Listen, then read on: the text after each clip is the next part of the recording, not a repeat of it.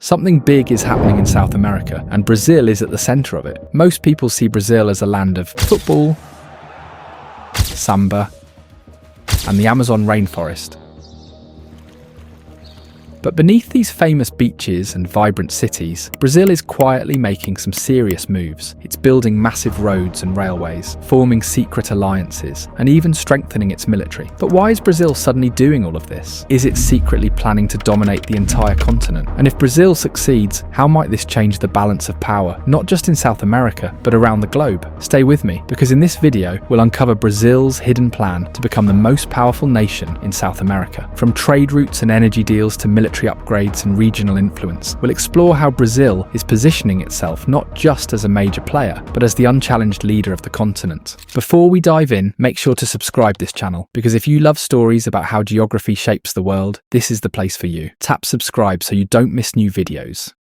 Before we uncover Brazil's secret plan to dominate South America, we need to understand what kind of country we're dealing with, because Brazil isn't just another player in the region, it's a giant. With over 8.5 million square kilometers of land, Brazil covers almost half of South America. It's the fifth largest country in the world by area, and with more than 212 million people, it has the largest population on the continent. Economically, Brazil is a powerhouse. As of 2024, its economy is valued at over $2.1 trillion US, making it the largest in Latin America. It exports everything from soybeans, beef, and iron ore to plains and oil. Its major trading partners include China, the US, and the European Union, but now it's also focusing on becoming a leader in South America itself. Now let's talk about geography, because this is where Brazil's advantage really begins. Brazil has over 7,400 kilometers of Atlantic coastline, with major ports like Santos, Paranaguá, and Rio de Janeiro shipping millions of tons of cargo each year. These ports are Brazil's gateway to the world, giving it direct access to global markets and allowing it to dominate South American export routes, especially in soybeans, beef,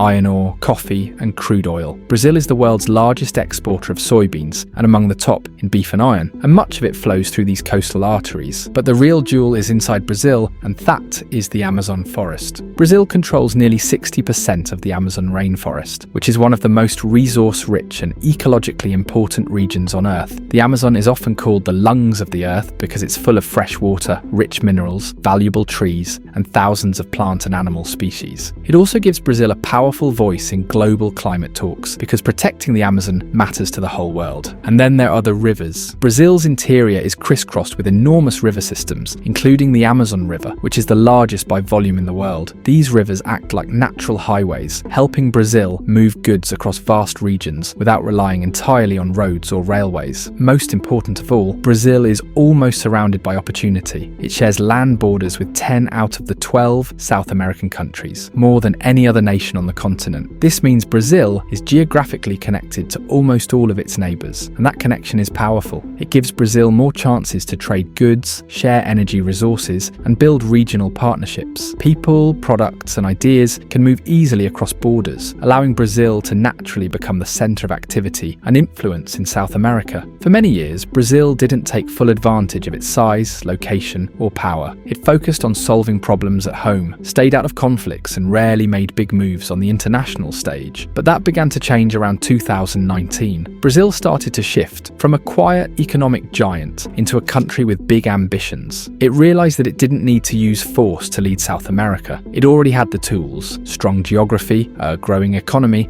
and connections with nearly every neighbor. All it had to do was start using them. Instead of tanks and threats, Brazil chose roads, bridges, and trade deals. It began building connections, not just between its own cities, but between countries. These infrastructure projects weren't just about transportation, they were about power, and this is where Brazil's real plan begins. A quiet empire built with concrete, steel, and strategy. Let's take a look at how Brazil is building its quiet empire. Brazil understands a simple truth that you cannot lead a continent if you cannot connect it. That's why over the past 10 years, Brazil has been pouring money, materials, and and manpower into a massive effort to reshape the way South America moves. One of the most important parts of this plan is the Bioceanic Corridor, a project that started back in 2015. This isn't just a road, it's a powerful symbol of strategy. The Bioceanic Corridor is a network of highways and rail lines that will stretch from Brazil's Atlantic coast all the way to Peru's Pacific ports, effectively linking the Atlantic and Pacific Oceans by land. But why is this so important? Basically, it gives Brazil a new kind of power. It can now control and influence trade worth billions of dollars that flows between Asia and South America. This trade used to go through the Panama Canal or rely heavily on shipping lanes, but now it could go right through Brazil. And it's not just about Brazil. Countries like Paraguay, Bolivia, and Argentina are already starting to rely on Brazil's roads and ports to get their goods to market. As they become more dependent, Brazil gains quiet leverage. Think of it like this: if you control the roads, you control the routes. And if you control the routes, you control the flow of money, goods, and influence. Brazil isn't just building roads, it's building influence, 1 kilometer at a time. But roads alone won't make it a leader. To really take control, Brazil needs more than just concrete and highways. And this is where the role of money comes in. While Brazil was busy building roads and ports, it was also doing something far less visible, but just as powerful. It started using money to build loyalty. Many of Brazil's neighbors, like Argentina, Paraguay, Venezuela, and Uruguay, have been facing serious economic troubles in recent years. Some are struggling with inflation, others are buried in debt or dealing with political instability. Brazil saw this not as a crisis, but as an opportunity. Since around 2018, Brazil has quietly stepped in with favourable loans, investment deals, and direct financial aid. It has actively engaged in financial cooperation with its neighbours. Let's take the example of Argentina. These joint trade deals has strengthened the relationship between the two countries and made Argentina more open to aligning its policies with Brazil's interests. Brazil has done similar deals with Paraguay and Bolivia, helping them develop energy projects, agriculture, and infrastructure. These countries now see Brazil not just as a neighbour, but as a reliable partner. This isn't charity. Brazil isn't handing out money just to be nice. It's calculated diplomacy. It's simple. The more countries depend on Brazil's money, the more control Brazil has. Brazil has also been positioning itself as the diplomatic voice of the continent. It took the lead in Mercosur, a trade bloc made up of Brazil, Argentina, Uruguay, and Paraguay. Brazil sets the agenda, leads negotiations, and shapes trade deals with major global powers like the EU and China. And it doesn't stop there. At global summits like COP27 and the G20, Brazil often speaks on behalf of the entire region, especially on issues like climate change, trade, and development. With control over the Amazon, a booming export economy, and strategic partnerships, Brazil has earned a seat at the table and often brings South America's voice with it. It's a quiet but brilliant strategy. Lend money to your neighbours, speak for them on the world stage, and slowly become the leader they rely on. Brazil isn't forcing anyone to follow, it's making itself too useful to ignore. And when you combine economic power, diplomatic leadership, and a growing influence network, you don't just gain allies, you shape the future of a continent. But influence, money, and diplomacy can only go so far. Brazil also knows that if it wants to hold on to everything it's built,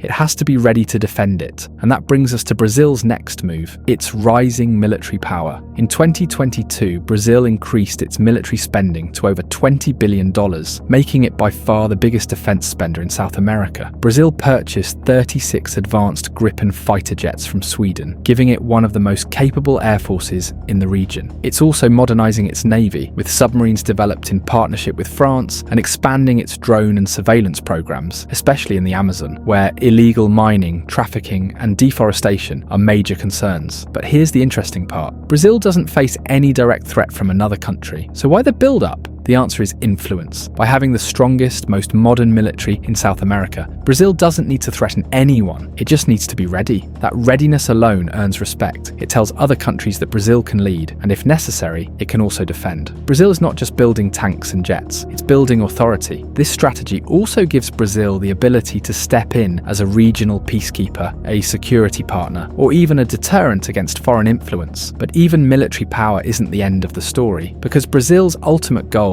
isn't just regional control, it's something bigger: Everything Brazil is doing, from roads and railways to diplomacy and defense, isn't just about South America. It's part of a much bigger game, because if Brazil becomes the dominant power in South America, it won't just be leading a region, it'll have a seat at the table with the world's superpowers. The United States, China, and Europe will have to take Brazil seriously, not just as a trade partner, but as a global player with serious leverage. And that leverage comes from what South America has, and what Brazil controls. This continent is packed with resources the modern world desperately needs.